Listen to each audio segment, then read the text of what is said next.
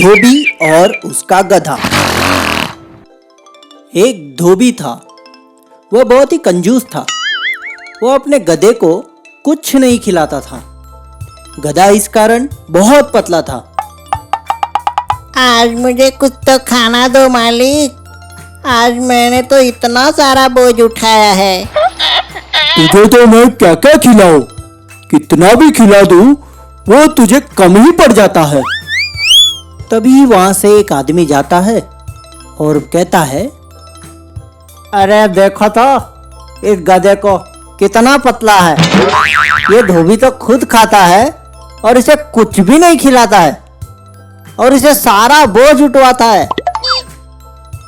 लोगों का क्या है, लोग तो बातें करेंगे ही ना। मैं इसको कैसे खाना खिलाऊं और मेरे पैसे भी बच जाए, ऐसा कुछ उपाय सोचना पड़ेगा मुझे। तभी गधा मन में ही कहते रहता है, सिर्फ मुझसे काम काम काम कराते रहता है। हे भगवान, कुछ तो उपाय सोचो। एक दिन धोबी को शेर की खाल मिलती है। वो उसे अपने साथ ले जाता है। ठंड का मौसम था। रात को बहुत ठंड थी और बरसात भी हो रही थी।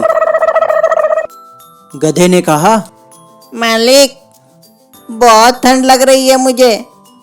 ओढ़ने के लिए कुछ दे दो ना। इस गधे को मैं क्या दूं? हाँ, शेर की खाल ही दे देता हूं। वो इसे अपने शरीर ढक लेगा और उसकी सर्दी भी दूर हो जाएगी। धोबी गधे को शेर की खाल देता है और गधा उस शेर की खाल से अपना शरीर ढककर सो जाता है। उसे बहुत भूख लगती है। शेर की खाल से अपना शरीर ढककर खेत में जाता है और लकड़ी खाने लगता। आसपास के लोग सब डर जाते हैं। अरे सब लोग अंदर जाओ, अंदर जाकर छुप जाओ। ये हमारा खेत में शेर आया है, वो बाद में हमें भी खा जाएगा। सब लोग डरकर अपने अपने घरों में जाकर छुप जाते हैं। गधा जो शेर की खाल पहनकर था, वो मन भरकर खा लेता है और घर जाकर आराम करता है। कुछ दिनों तक ये सिलसिला चलता ही रहा। गधा खाते हुए बोलता है, ककड़ी, गाजर, सब कुछ खाता हूँ। वाह, यम्मी। धोबी आश्चर्य में पड़ जाता है। अरे, ये गधा इतना कैसे मोटा हो रहा है? मैंने तो अभी तक इसे खाना ही नहीं दिया। धोबी गधे के पीछे जाता है और देखता है।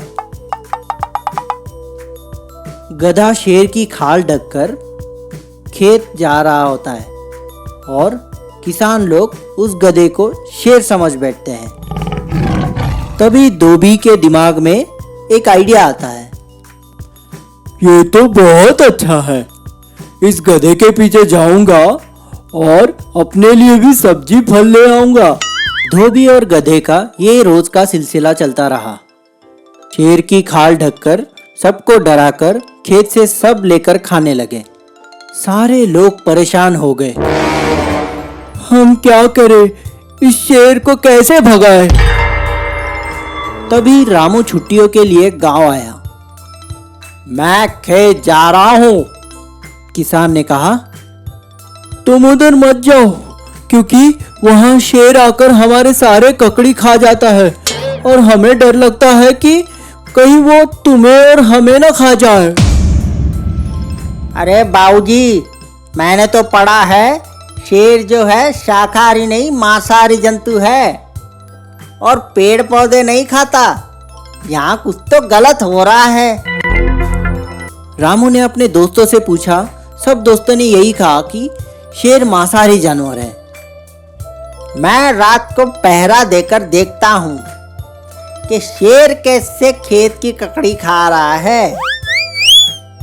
रामू पास में जाकर देखता है। उसे शेर की खाल नजर आती है और वो उसे डंडे से मारने लगता है।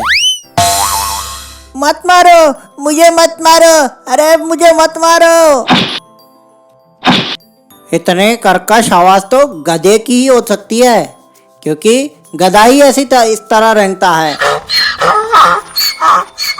मत मारो, मुझे मत मारो, अरे मुझे मत मारो। रामू उसी तरह मारते रहता है और जैसे ही मारने लगता है तभी शेर की खाल नीचे गिर जाती है और तभी सबको पता चलता है कि ये शेर नहीं गधा है। अरे शेर की खाल में गधा, इसे मारो, इसने हमारे खेत से सब कुछ खाया है, पूरे हमारे खेत को नष्ट किया है। उस धोबी को भी मारो जो इस सब का कारण है। सब ने रामू की प्रशंसा की और उसके दोस्तों की भी की। उसने अपनी विद्या का सही उपयोग किया। ऐसी ही मजेदार कहानियां सुनने के लिए हमारा चैनल सब्सक्राइब कीजिए और बेल आइकन दबाना मत भूलिए।